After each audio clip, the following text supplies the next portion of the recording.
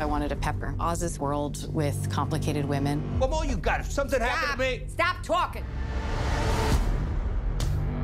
A lot of stories in the crime world, women are kind of cast aside pretty easily. They're arm candy. You see such a tough guy story, and to understand what is this trajectory that leads to the kingpin, the key to that whole thing is the history and relationship between Oz and his mother, Frances.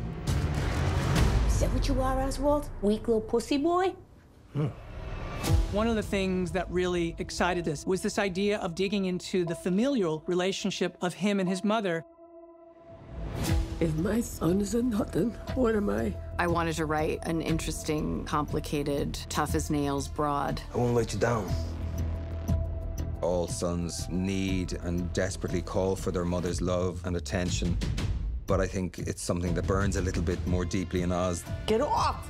He's constantly looking for his mother's approval and her love. It's kind of a painful relationship. It's a little more intimate than people might think is perfectly healthy.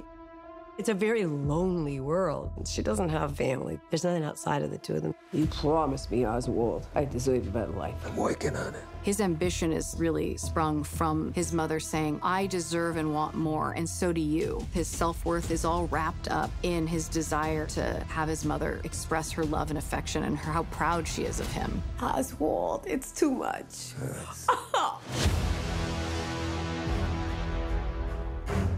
His trajectory and his desire to have power is so he could go home and tell his mom, look, Ma, I did it. Aren't you proud of me? That's all he wants. The relationship with his mother is one of those things that allows this character to really come into full bloom because it so humanizes him and her.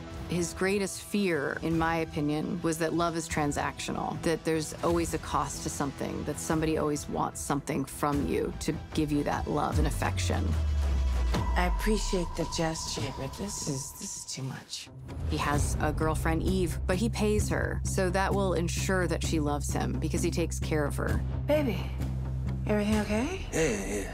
When you meet someone in childhood, there's this sort of unspoken trust that doesn't really have to be fully explained. They have that. It gets tested. Eve, sweetheart, no one's untouchable. Then neither are you. With Oz, she really does try to have I've got your back, you've got mine relationship, but she's willing to drop that if it serves her.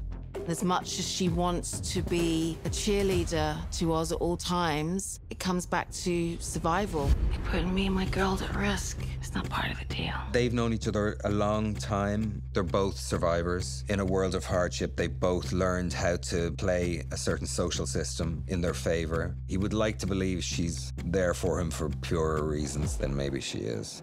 In my mind, she's his first sexual experience, so he trusts her. She's older than him, so there's always a little bit of hints towards being mothered, wanting an older woman to take care of him. Where you going?